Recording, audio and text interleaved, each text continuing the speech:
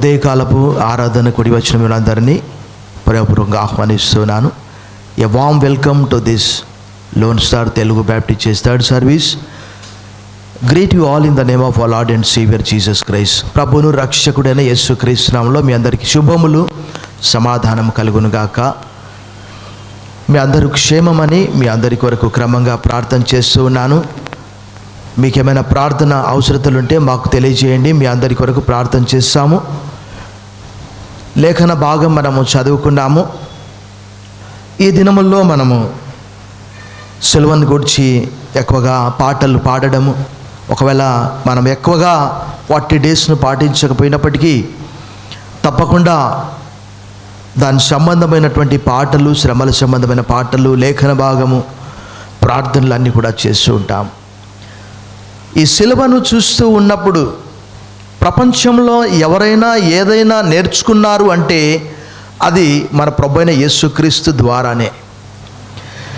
యేసు ప్రభు కూడా ప్రపంచానికి ఒక కొత్త అర్థాన్ని చూపించాడు.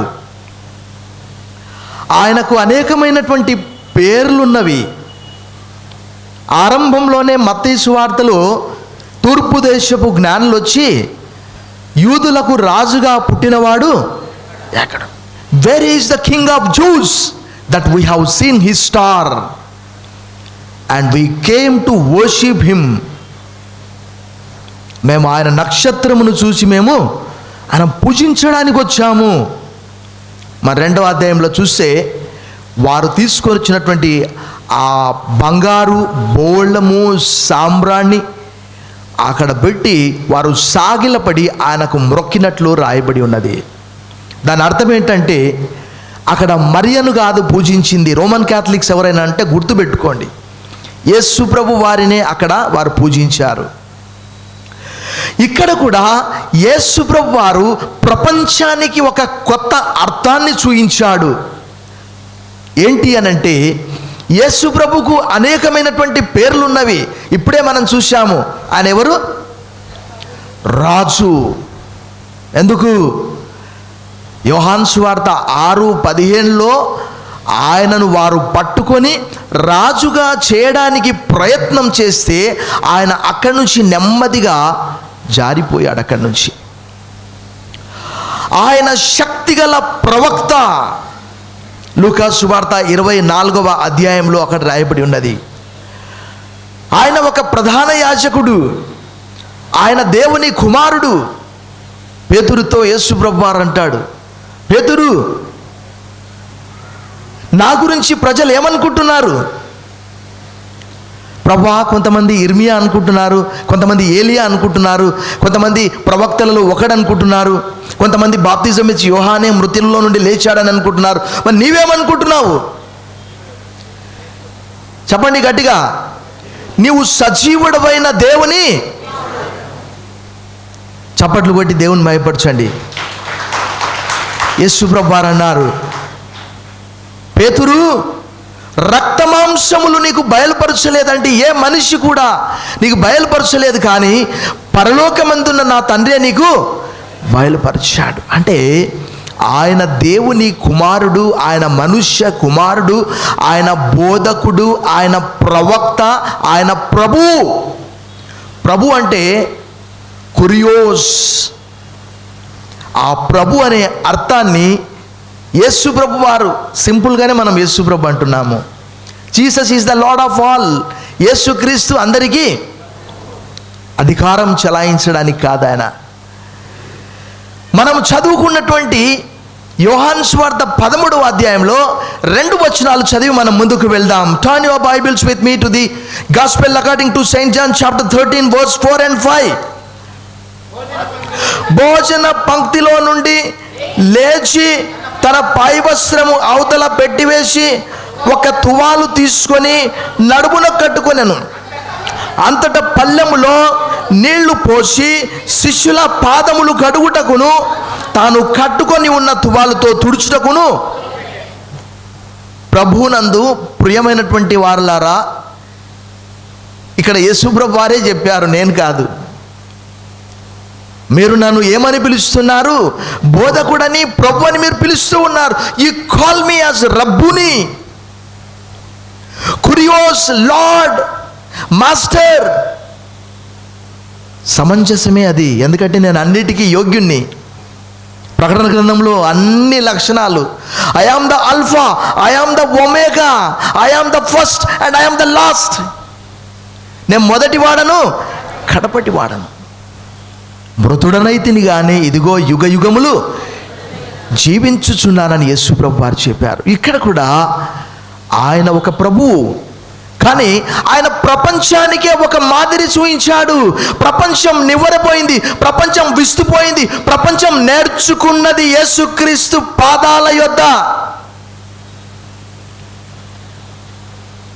ఈ సులువ శ్రమలను మనము తలపోస్తూ ఉన్నప్పుడు, ధ్యానము చేస్తూ ఉన్నప్పుడు, మనము కూడా ఆ సిలువను తరచి తరచి చూస్తూ ఉన్నప్పుడు, సాధు సుందర్ సింగ్ లాంటి వారు పరలోకంలో సిలువ లేకపోతే నాకు పరలోకమే అక్కరలేదన్నాడు.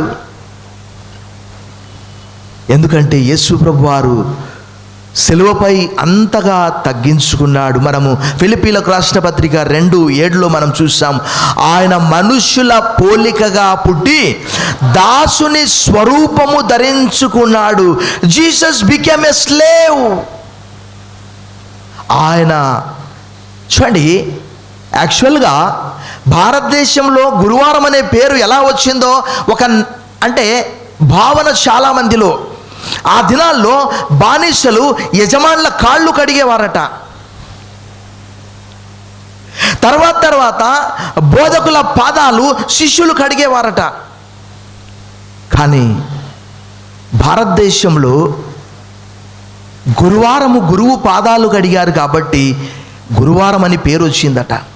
గురువుల పాదాలు గురువారం కడిగినందుకు యేసు ప్రభు వారు ఆ అర్థం పూర్తిగా మార్చివేశాడు. ఆయన ప్రభువు, ఆయన బోధకుడు. ఆయన తన పాదాలు కడిగించుకోవడానికి బదులుగా గత వారం మనం చూసాము, లూకా సువార్త 7:37-38 వచనాల్లో ఒక స్త్రీ యేసు ప్రభు యొక్క పాదాల మీద అత్తరు పోసి తన తల వెంట్రుకలను ఆయన పాదాలు తుడిచినట్టు మనం చూస్తూ ఉన్నాం. దీనికంటే ముందు అధ్యాయంలో కూడా 12వ అధ్యాయంలో మరియ అనే స్త్రీ యేసుక్రీస్తు తలపై ఆ యొక్క అచ్చ జటామాంసి తలపై పోసి ఆయన పాదములను ముద్దు పెట్టుకుంటూ ఉన్నది. యేసు ప్రభు వారు ప్రపంచానికి, అనేక మందికి, క్రైస్తవ సంఘానికి కొత్త నిర్వచనం చెప్పాడు. సంఘం అంటే ప్రభువు కాదు, సంఘం అంటే అధికారం కాదు. నేను మీకు చేశాను కాబట్టి మీరు కూడా చేయవలసిందే అని చెప్పాడు. ఆ అర్థం మార్చివేసి ఆయన రబ్బుని అంటే సన్హెద్రిని సభలో మనందరికీ తెలుసు, పరిసయ్యులు, శాస్త్రులు ఎంతగా విర్రవీగుతారో, ఎంత గర్వపడతారో. యేసు ప్రభు వారు ఒక కొత్త నిర్వచనం చెప్పాడు. ఆయన సిలువ సేవకునిగా, మనుష్య కుమారుడు పరిచారము చేయించుకొనుటకు రాలేదు కానీ పరిచారము చేయుటకును అనేకులకు ప్రతిగా క్రయ విమోచన ధనముగా తన ప్రాణమిచ్చుటకు పరిచారము to serve, not to be served. ఆయన శిష్యులతో పాదాలు కడిగించుకోలేదు.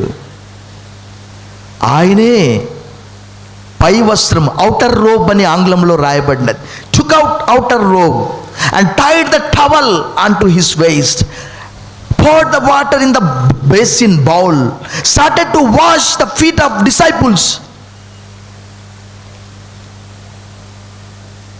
క్రైస్తవ జీవితం అంటే అధికారం చెలాయించడం కాదు. దేవుని వాక్యంలో యేసు ప్రభు వారు స్టూప్ డౌన్ అంటారు ఆంగ్లంలో, అనగా 7 మెట్లు క్రిందికి వెళ్ళాడు కాబట్టి, తగ్గించుకున్నాడు కాబట్టి. భక్తులైనటువంటి పౌలు చెప్తాడు, భూమి మీద కానీ, భూమి క్రింద కానీ, ఆకాశంలో కానీ ఆయన అన్నిటిలో ఆయన నామము హెచ్చించబడ్డది. కాబట్టి ప్రతి మోకాలు ఆయన నామంలో వంగాలి, ప్రతి నాలుక ఆయన ప్రభువని. Every knee shall bow down, every tongue shall confess. క్రైస్తవ జీవితం అంటే అహంకారంతో కూడుకున్నటువంటిది కాదు. ప్రతివాడు తన ఎదుటివారి ఎడల దీన వస్త్రం అనే వస్త్రాన్ని ధరించుకోవాలట, దీన మనస్సు అనే వస్త్రాన్ని ధరించుకోవాలట. పేతురు రాసిన మొదటి పత్రిక 5:5 అంటాడు, ప్రభు బలిష్టమైన హస్తముల కింద మిమ్మును మీరు తగ్గించుకొని ఉండండి. శిష్యులు 3.5 సంవత్సరాలు క్రీస్తుతో కూడా ఉండి వారిలో అపవాది ప్రవేశించాడు. సంఘంలో ఎవరు గొప్ప? చైర్మన్ గారా, సెక్రటరీ గారా, ట్రెజరర్ గారా, కమిటీ సభ్యులా, పాస్టర్ గారా? 12 మంది శిష్యుల్లో అలాంటి భేదభావం కలిగింది. లూకాసు వార్త 22:24 తమలో ఎవడు గొప్ప అనే వివాదం వారిలో పుట్టింది. తమలో ఎవడు గొప్ప 12 మందిలో ఆ వివాదానికి యేసు ప్రభు వారు ఇందాక నేను చెప్పినట్లు ప్రపంచానికి కొత్త నిర్వచనము చెప్పాడు, కొత్త అర్థాన్ని చూపించాడు. మీరు అలా కాదు, నేను ఈ లోకానికి ప్రాణం ఇవ్వడానికి వచ్చాను, పరిచారం చేయడానికి వచ్చాను. మార్క్స్ వార్త 10:45, మత్తయి వార్త 20:28, తిమోతికి రాసిన మొదటి పత్రిక 2:6. ఈయన అనేకుల కొరకు తన్ను తాను అర్పణంగాను బలిగాను అర్పించుకొనెను, దాన్ని గూర్చిన సాక్ష్యము యుక్త కాలముల యందు ఇయ్యబడను. అధికారం చలాయించడానికి రాలేదు. 22-24 వారికి ఒక గొప్ప ఆలోచన కలిగింది. Who is greatest among us? మనలో ఎవడు గొప్ప? ఇక్కడ కూర్చున్నటువంటి కాంగ్రిగేషన్లో ఎవరు గొప్ప? యేసు ప్రభు వారు అన్నారు, మీరు అలా ఉండకూడదు.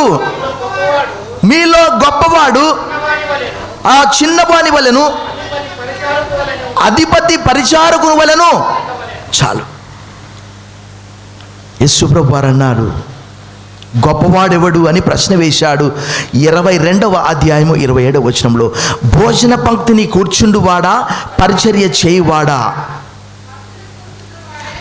పంక్తిని కూర్చుండువాడే గొప్పవాడే కదా. అయినను నేను మీ మధ్య ఎలా ఉన్నాను?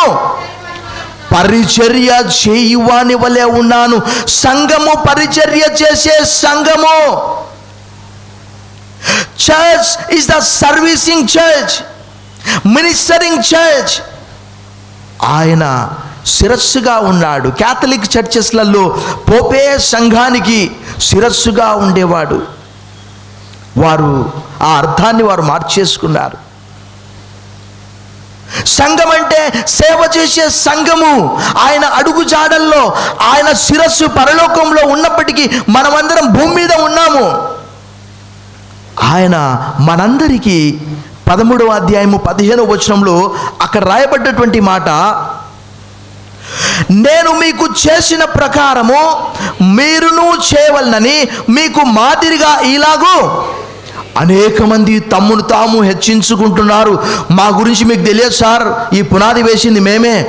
అయ్యో నాకు తెలియదు కావచ్చు. ఈ పిల్లర్ నేనే కట్టాను సార్. అయ్యో నాకు తెలియదు. నిజంగా ఎందుకంటే నేను 3 సంవత్సరాలు అయింది వచ్చి. భక్తుడు పౌలు అంటాడు,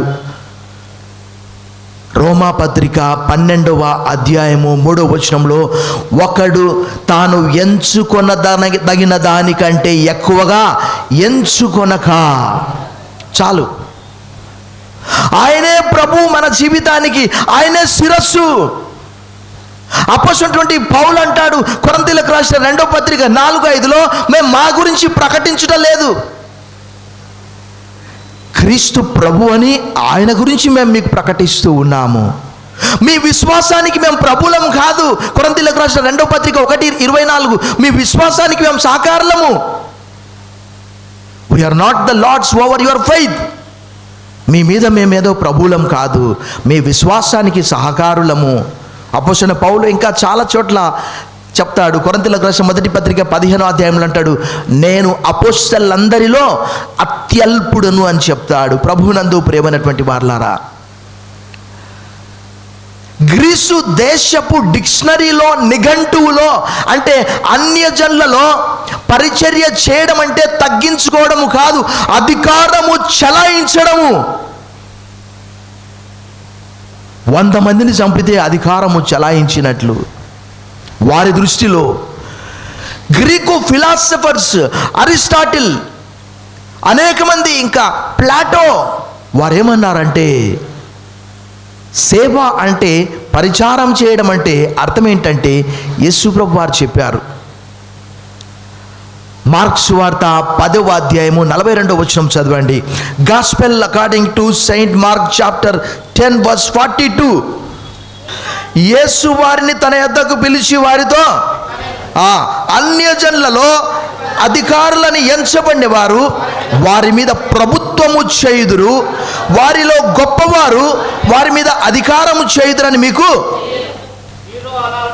మీలో అలాగుండకూడదు. మీలో ఎవడైనను గొప్పవాడై ఉండకొనేటలా వాడు మీకు పరిచారము చేయవాడై ఉండవలెను. ప్రముఖుడై ఉండకొనేటలా అందరికీ దాసుడై ఉండవలెనని రాయబడ్డది. అపోస్తలుడైన పౌలు కూడా అంటాడు, కొరింథీయులకు రాసిన మొదటి పత్రిక 9:15లో, నేను ఎక్కువ మందిని సంపాదించుకొనుటకై నన్ను నేనే అందరికీ దాసునిగా ఎంచుకొనుచున్నాను. I am slave. ఒక దైవజనుడు టెలివిజన్లో మాట్లాడతాడు. ఆయన ఇలా రాసుకున్నాడు. ఆయన ఎవరో కాదు, యేసు అనుచరులు పరిచర్య జోషి గారు. I am bond slave of Jesus Christ.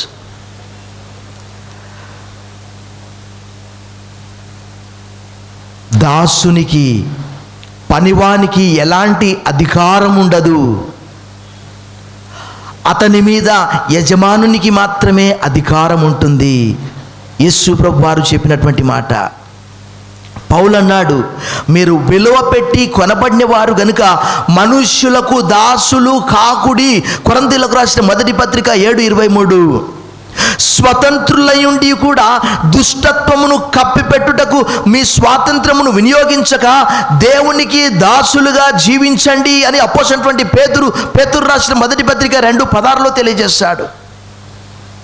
సిలువను చూస్తూ ఉన్నప్పుడు శిష్యులు కూడా విరగని నలగని హృదయముతో తమలో ఎవడు గొప్ప అని ఎంచుకున్నారు. మనందరికీ తెలుసు, జెబెదయి కుమారుల తల్లి మత్తయి సువార్త 20:20లో వచ్చి, అయ్యా ఒక మనవి చేయాలనుకుంటున్నాను. అమ్మా చెప్పండి, ఏం మనవి? అయ్యా నీ రాజ్యంలో ఒకరిని కుడివైపు ఒకరిని ఉంచుకోనైనా పుణ్యం ఉంటుంది నీకు. అమ్మ నువ్వు ఏం మాట్లాడుతున్నావు అమ్మా, నీకు అర్థమవుతుందా? ఈరోజు అనేక మంది అలాగే ఉన్నారు. పురాతన కాలంలో ఒక చదరపు బల్లలో ఎవరినైనా అతిథులను పిలిస్తే వరుసగా, అంటే ఆ కుటుంబ యజమాని మధ్యలో ఆ ముఖ్యమైనటువంటి అతిథి కుడివైపు, ఆ తర్వాత కొంచెం తక్కువగా ఉన్నటువంటి అతిథి ఎడంవైపు, ఆ అంతకంటే తక్కువగా ఉన్నటువంటి అతిథి మరలా రెండో లైన్లో, ఆ తర్వాత ఎడంవైపు రెండో లైన్లో, అలా యేసు ప్రభు వారు ఆ అర్థాన్ని మార్చేశాడు. ఆయన ప్రభువు, యు కాల్ మీ యాజ్ కురియోస్ lord master. Yes, I am the master. I have created everything. నేను సమస్తాన్ని సృజించాను. కలిగి ఉన్నది ఏది ఆయన లేకుండా కలగలేదు. He is the lord of all. Jesus is the lord of all. Even though, అయినప్పటికీ కూడా ఆయన మన ముందు ఒక మంచి మాదిరి ఉంచిపోయాడు. ఇక్కడ మనం చదువుకున్నటువంటి 13-15లో మరొక చోట అంటాడు, క్రీస్తు కూడా మీ కొరకు బాధపడి మీరు తన అడుగుజాడలేదు నడుచుకున్నట్లు మీకు మాదిరి ఉంచిపోయాను. ఈరోజు అనేక మంది ఎంతగా హెచ్చించుకుంటున్నారంటే, కర్చీఫ్ కింద పడితే తీసుకోరు, పోతే పోదులే 10 రూపీస్, 5 రూపాయల కాయిన్ కింద పడిందంటే ఎవరైనా చూస్తే వికారమవుతుంది. ఒక దినము ఒక వ్యక్తి సంఘానికి డొనేషన్ ఇవ్వడానికి ఇంటికి పిలిచాడట. ఆ సమయంలో ఇక్కడ ఉన్నటువంటి ఒక ప్రముఖ వ్యక్తి అక్కడ కూర్చొని ఉన్నాడు. ఆ సభ్యుడు, ఇంటికి రండి నేను డొనేషన్ ఇస్తానని చెప్పాడట. ఆయన అన్నాడట, వస్తూ మీరు మంత్లీ ఈ బిల్ కట్టించుకుంటారు కదా, ఏది మన సభ్యత్వము, మెంబర్షిప్ ఫీజు, ఆ బుక్ తీసుకొని రండి అని అన్నాడట. ఆ వ్యక్తి, ఇంటికి ఆహ్వానించినటువంటి వ్యక్తి, కొంత సంఘం కొరకు డొనేషన్ ఇవ్వడానికి. ఆ వ్యక్తి అన్నాడట వెంటనే, నేను ఎలాగనిపిస్తున్నాను నీకు? నేనేమన్నా సెక్స్టన్నా, ఊడ్చేవాణ్ణా, బిల్లు వసూలు చేసేవాణ్ణా? ప్రభువునందు ప్రియమైనటువంటి వారలారా, సంఘంలో అందరూ దాసులే, బాసులు ఎవరు లేరు. యేసు ప్రభు వారే శిష్యుల పాదాలు కడిగాడు. ఆయన క్రొత్త అర్థం, ఇందాక నేను చెప్పాను, గ్రీసు దేశములో పరిచారము చేసేది, తగ్గించుకునేది డిక్షనరీలో లేదు లేదు లేదు. ఎందుకంటే అధికారము చెలాయించాలి. ఈరోజు అనేక మంది అలా చూస్తున్నారు. కానీ యేసు ప్రభువు వారు అన్నారు మత్తయి సువార్త 23:12లో, he who humbles himself will be exalted, he who exalts himself will be humbled అనే మాట రాయబడ్డది. తన్ను తాను తగ్గించుకొని వాడు హెచ్చింపబడును, తన్ను తాను హెచ్చించుకొని వాడు. హెచ్చించుకోవడం అనే ఆలోచన అపవాదిది. యెషయా గ్రంథం 14:12, తేజో నక్షత్రమా, వేకువ చుక్క, నీ వేళ క్రింద పడితివి, పాతాళంన ఒక మూలకు తోయబడితివే. పేతురు రాసిన 2వ పత్రిక 2:4, దేవదూతలు పాపము చేసినప్పుడు సైతము దేవుడు వారిని విడిచిపెట్టక పాతాళంలో కటిక చీకటిలో బిలములు వేసి బంధించాడని రాయబడినది. కొరింథీయులకు రాసిన మొదటి పత్రిక 16వ అధ్యాయం 15వ వచనం ఒకసారి చదవండి. Turn your Bibles with me to the letter of Paul to the Corinthians chapter 16 verse 15. 16వ అధ్యాయము 15వ వచనము. స్టెఫను ఇంటివారు అక్కయ యొక్క ప్రథమ ఫలమై ఉన్నారని, వారు పరిశుద్ధులకు పరిచర్య చేయుటకు తమ్మును తాము అప్పగించుకొని ఉన్నారని మీకు. ఆదివారపు ఆరాధనకు రావడం మాత్రమే కాదు, నీవు ఎంతగా హెచ్చించుకుంటున్నావో అంతగా తగ్గించబడతావు. ఆ దినము ఒక దినం వస్తుంది. యెషయా గ్రంథము 2వ అధ్యాయంలో ప్రభు 2వ రాకడలో ఆ దినము నరుల అహంకారము తగ్గించబడును. బాప్తిజం ఇచ్చు యోహాను చెప్పినటువంటి మాట కూడా అదే. ప్రతి ఎత్తు, ప్రతి పల్లము లోతుగా చేయబడాలి. పల్లింపని ప్రతి చెట్టును ఆయన నరికి అగ్నిలో వేస్తాడు అని చెప్పాడు. ఆయనే కదా మనందరికీ మార్గదర్శి, ఆయనే కదా సంఘానికి శిరస్సు. మనమందరము క్రీస్తులో అవయవముల వలె ఉన్నాము కదా. ఆ శిరస్సు లేకుండా మనం ఈ లోకంలో బ్రతకగలమా? ఆయనే కదా శిరస్సు అయి ఉండి అంతగా తగ్గించుకున్నాడు. ఒకవేళ మనం శిరస్సు లేకుండా జీవిస్తే, ఎవరైనా మనము మొండెము లేకుండా బజారులో వెళ్తూ ఉంటే మనందరినీ చూసి ఏమంటారు చెప్పండి? దయ్యం అని అంటారు. మన జీవితం కూడా అలాగే ఉంటుంది. కొలస్సీయులకు రాసిన పత్రికలో అపోస్తలుడైనటువంటి పౌలు ఒక చక్కటి లేఖనాన్ని మనకు తెలియజేస్తున్నాడు. కొలస్సీయులకు రాసిన పత్రిక 3వ అధ్యాయము 12వ వచనము ఒకసారి మనం చదువుకుందాం. జాలిగల మనస్సును, దయాళుత్వమును, వినయమును, సాత్వికమును, దీర్ఘశాంతమును. చాలు. ఒకవేళ ప్రభువును అంగీకరించి కూడా మనలో ఈ లక్షణాలు లేకపోతే, ఇస్కరియోతు యూదా 3.5 సంవత్సరాలు ఆయనతో కూడా ఉన్నాడు.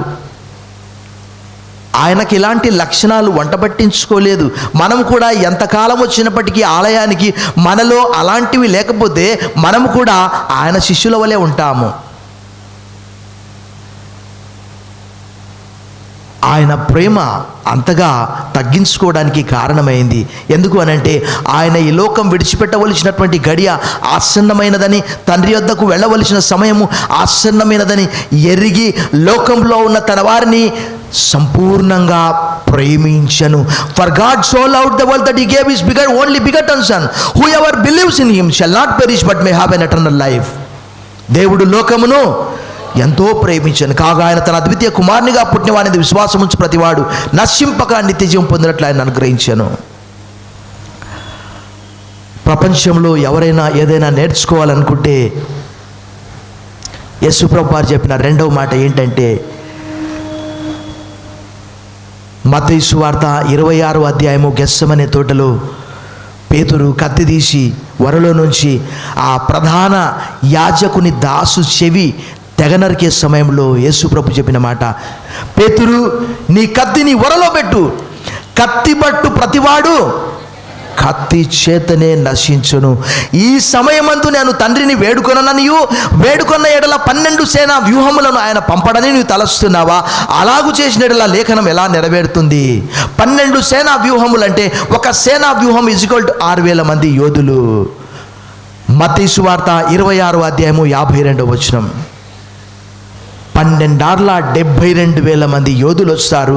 అక్కడ ఉన్నటువంటి రోమా సైన్యమునంతా కూడా చంపివేస్తారు. కానీ లేఖనం ఎలా నెరవేరుతుంది?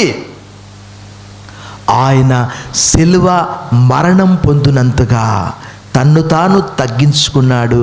ఈ దినాల్లో మనం చూస్తే అదేంటో మరి, క్రైస్తవ సంఘాల్లో ఎవరైనా ఒక మాట అంటే, ఇందాక మనం చదివినటువంటి కొలస్సీలకు రాసిన పత్రిక 3వ అధ్యాయము 13వ వచనంలో, ఎవడైనను తనకు హాని చేసినని ఒకడు అనుకున్న ఎడల ఒకనినొకడు సహించుచు ఒకరినొకడు క్షమించుడి, ప్రభువు మిమ్మును క్షమించినలాగున మీరును క్షమించుడి. వీటన్నిటిపైన పరిపూర్ణతకు అనుబంధమైన ప్రేమను యేసుప్రభు వారు ఒక ప్రేమపూర్వకమైన సామ్రాజ్యాన్ని ఏర్పాటు చేయడానికి వచ్చాడు. ఆయనే మనందరికీ ఒక ముంగుర్తుగా, ఒక సూచనగా, ఒక మంచి ఎగ్జాంపులరీ టిపికల్ లైఫ్, కష్టమైనటువంటి మాదిరిని చూపించాడు. పురాతన కాలంలో ఇలాంటి ఆచారాన్ని కూడా చేసేవారు. ఇంకా ఇప్పటికీ కొన్ని సంఘాల్లో ప్రభురాత్రి భోజనానికంటే ముందుగా ఇలాంటివి కూడా చేస్తారు. పాదాలు దేనికి సూచన అంటే, ఈ పాపపు లోకములో మనము జీవిస్తూ ఉన్నాము. ఈ పాపపు లోకంలో మనము యాత్రికులము, పరలోకానికి ప్రయాణము చేస్తున్నాము. కాబట్టి మన కాళ్లకు మలినం అంటుతుంది, పాపం అంటుతుంది. కాబట్టి ఈ లోకంలో ఉన్నదంతా శరీరాశ, నేత్రాశ, జీవోపడంబము, అవి తండ్రి వలన పుట్టినవి కానే కాదు. ఆ మలినము పాదాలు అంటకుండా యేసుప్రభు వారు శిష్యుల పాదాలు కడిగాడు. ఆయన మన పాదాలు కూడా కడుగుతూ ఉన్నాడు. ఎలా అంటే వాక్యముతో, నేను మీతో చెప్పిన మాటను బట్టి మీరు ఇప్పుడు పవిత్రులై ఉన్నారు. యోహాను సువార్త 15వ అధ్యాయం 3వ వచనము. యేసుప్రభు వారు సంఘము ముడతగా కళంకంగా ఉండకుండా వాక్యమనే ఉదక స్నానం చేత సంఘానికి స్నానం చేయించాడు. పేతురు అంటున్నాడు, ప్రభువా నా కాళ్ళు మాత్రమే కాదు, నా చేతులు, నా తల కూడా కడుగు. పురాతన కాలంలో మనలాంటి అటాచ్డ్ బాత్రూమ్స్ కాదట, దూరంగా ఉండేవట బాత్రూమ్స్ అక్కడ వరుసగా.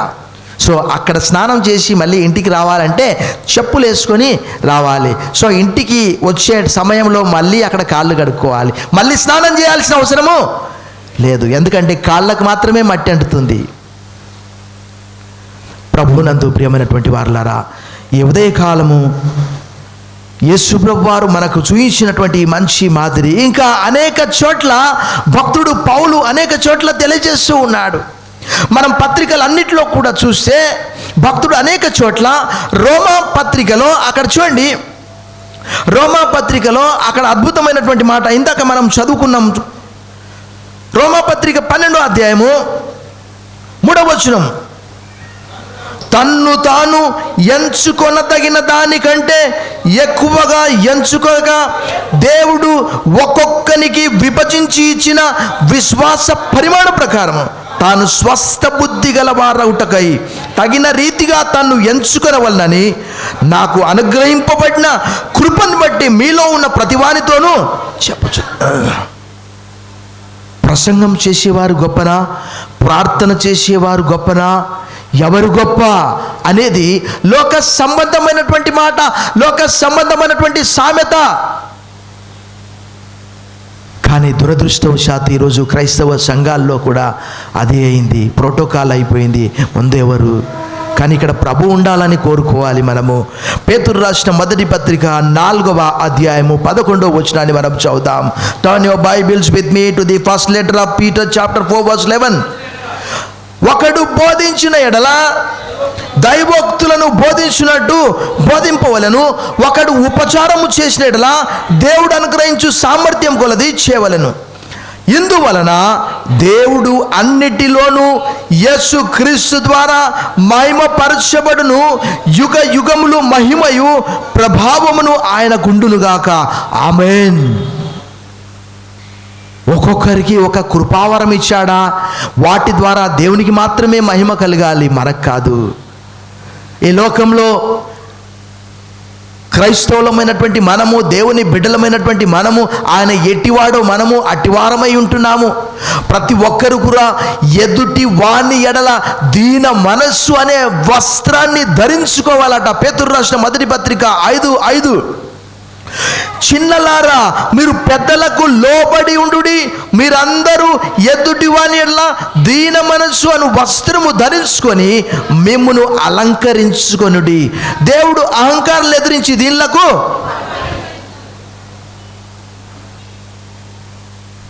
దేవుని బిడ్డలముగా పిలువబడి మనము ఒకానొక దినము పరలోకానికి వెళ్ళినప్పుడు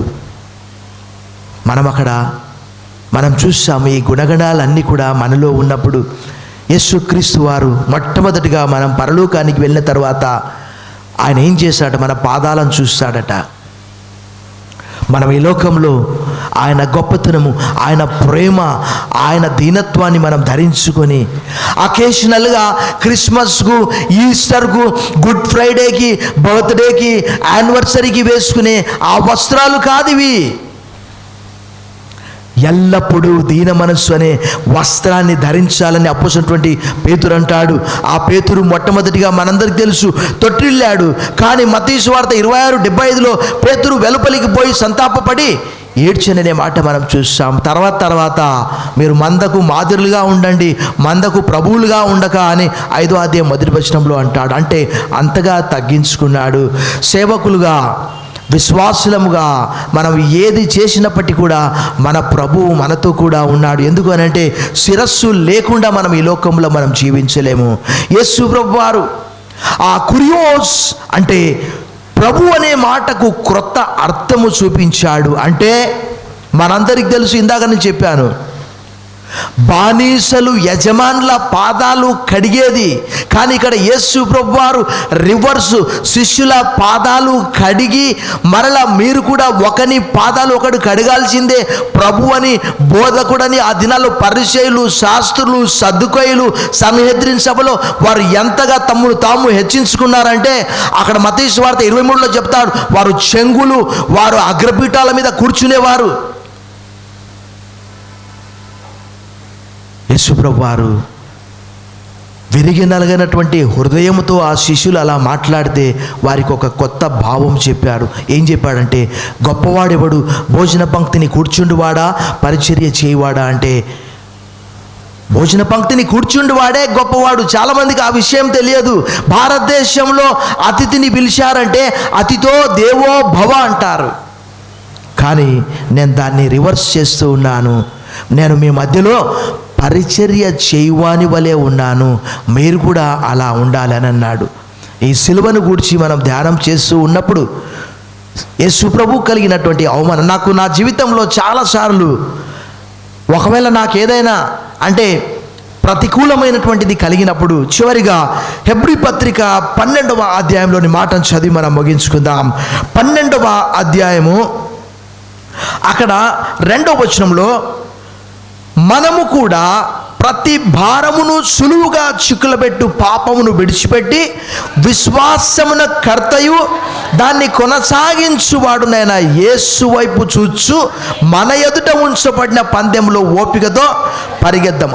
ఆయన తన ఎదుట ఉంచబడిన ఆనందము కొరకై అవమానమును నిర్లక్ష్యపెట్టి సిలువను సహించి దేవుని సింహాసనం యొక్క కుడిపార్శ్వమున ఆసీనుడై ఉన్నాడు. చాలు. మనం కూడా తాత్కాలికంగా, కొంతమంది ముక్కు మీద కోపం ఏంటి అంటే పై అధికారి కోప్పడ్డాడని ఉద్యోగం మానేస్తాడు. ఎన్ని ఉద్యోగాలు మానేస్తావు నువ్వు? మరలా కొత్త ఉద్యోగం వెతుక్కోవాలంటే నీకు ఎంత కష్టము. దేవుని వాక్యంలో ఏమని రాయబడ్డది? నీ పై అధికారిని మీద కోప్పడ్డప్పుడు నీ ఉద్యోగం నుండి తొలగొద్దు. సహనము, సాత్వికము, సమర్పణ, దీర్ఘశాంతం ఉన్నప్పుడే ప్రభు యొక్క గుణగణాలు మనలో ఉన్నట్లు, ఆ సిలువను చూస్తూ ఉన్నప్పుడు, ఆ సిలువ ధ్యానం చేస్తూ ఉన్నప్పుడు ఆయన మన కొరకు పడ్డటువంటి ఆ శ్రమ, ఆయన మనల్ని ప్రేమించి ఎంతగా తగ్గించుకున్నాడు. ఒక్కసారి ఆ సిలువ వైపు చూసి మనం ప్రార్థన చేశాం. తలలు వంచండి. కృపా కనికరం కలిగిన ప్రియ పరలోకపు తండ్రి, సిలువను తరచి చూస్తూ ఉన్నప్పుడు మా గుండె తరుక్కొని పోతూ ఉన్నది. భూమికి ఆకాశానికి మధ్యలో సిలువలో వ్రేలాడదీయబడ్డావు ప్రభా, నీకు వందనాలు. మా కొరకే, మా పాపముల కొరకే, మా దోషముల కొరకే, మా అపరాధముల నిమిత్తము అప్పగింపబడి మమ్ము నీతిమంతులుగా తీర్చిదిద్దడానికి తిరిగి లేపబడ్డావు. మా పాపములను తూర్పుకు ఎంత దూరమో పడమర అంత దూరం దూరపరిచావు. ఈ దినాల్లో మమ్మల్ని మేము తగ్గించుకొనుటకు సహాయం చేయమని నాయనా, మరి ఈ లోక సంబంధమైనటువంటి వాటికి క్రొత్త అర్థాన్ని మాకు చూపించారు ప్రభా, నీకు వందనాలు. నీవు సిలువ సేవకుడవు. మనుష్య కుమారుడు పరిచారం చేయించుకున్నటకు రాలేదు, కానీ పరిచారం చేయుటకును అనేకులకు ప్రతిగా క్రయ విమోచనగా తన ప్రాణమిచ్చుటకు వచ్చాను. మేము కూడా అలాంటి తగ్గింపు కలిగినటువంటి, సాత్వికం కలిగినటువంటి జీవితాన్ని జీవించడానికి సాయం చేయమని యేసు నామములో ప్రార్థిస్తున్నాం తండ్రి. ఆమేన్.